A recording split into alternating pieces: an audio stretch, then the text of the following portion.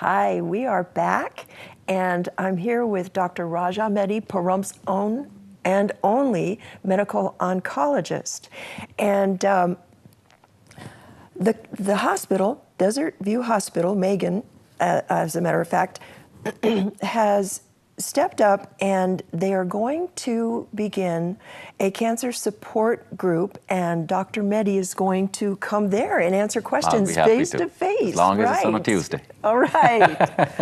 And the first one is going to be on April the 29th at 3:30, and it will be in the hospital conference room.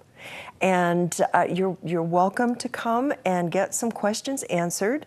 And I think the best thing at this point is if you have questions, you should, you probably can get them answered about the location, where to find the conference room, by calling the hospital, and when you get there, stopping at the front desk. And they can probably tell you, I'm sure that they can direct you to the hospital conference room. And I haven't actually heard of any cancer support groups here in town previously. The only ones that I had heard of are in Las Vegas. So I think there is one that the prostate. I've heard a patient of mine used to run that. Oh, okay. So they had one of my friends. He's an excellent radiation oncologist, Dr. Lawenda. Okay. I think he has been coming, but since he doesn't have a practice here, so it's it happens, I guess, every few months. Right. And I believe that there have been questions directed to the hospital about other kind of cancers and other questions that they probably can't answer in that one sitting. So that probably prompted that request. Sounds good to me. I know that when I have, excuse me, I've had the cancer 4 times, recurring, and there have been occasions when I have attended cancer support groups, and I've always gained so much.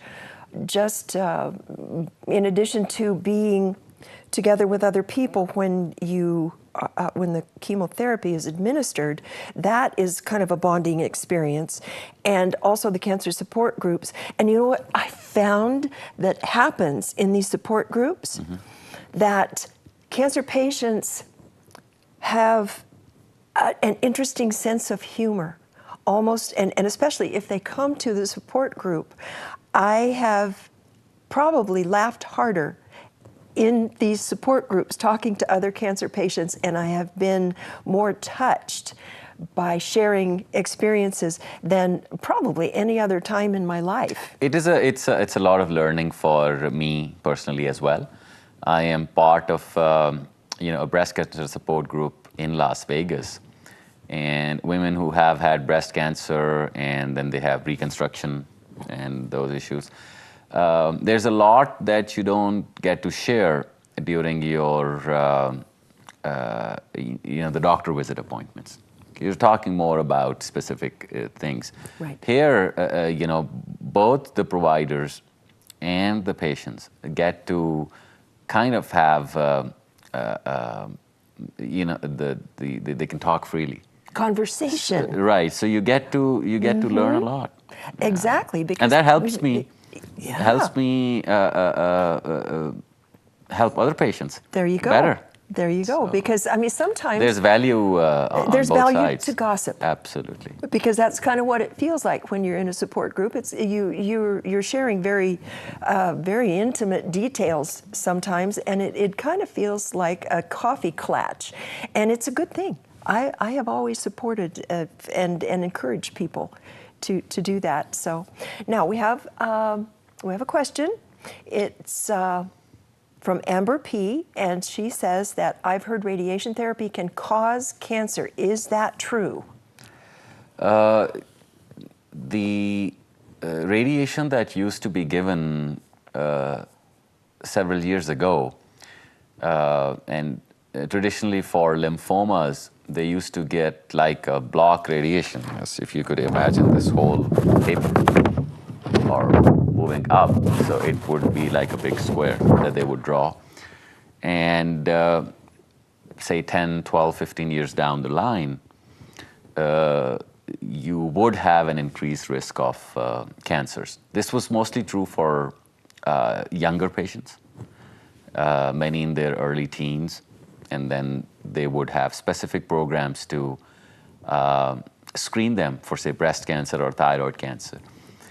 Now we don't typically use those big radiation fields. There's two reasons. One is that we've discovered that the chemotherapy can shrink, and many of them tumors, the lymphomas, are cured. So the radiation fields are not that big. And then the radiation has also advanced with shrinking fields. So you can just treat around the cancer with the beams, and you don't have to use the whole. So that's gotten down in that regard. But whenever radiation is used, generally the benefit of that radiation is considered to be more than the harm it's causing. Obviously, in somebody, if you're treating them in their teens, you cannot really guarantee that. But if you don't treat them at that time, they're not going to see the next year. That's absolutely correct. So if you're talking about a cancer that may happen 20 years down the road, you treat them then, and then you follow them closely. Right, and then you deal with it as it happens. As we did in my case, it was a localized beam because the cancer was on my chest wall, and the beam actually caused a lesion on my lungs, which you described as a burn. And it did concern us for many months. I'm going to say about 6 months, I think. But the eventual outcome was that how did you say it was?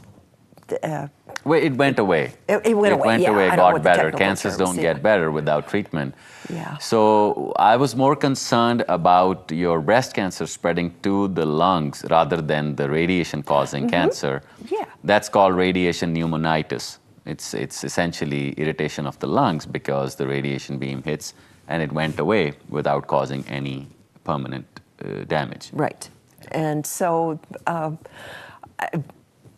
having the doctor explain that to me was so beneficial, because it is a worrisome thing when you've got cancer, and then you go for the treatment, and the treatment is very intense, and it causes fear.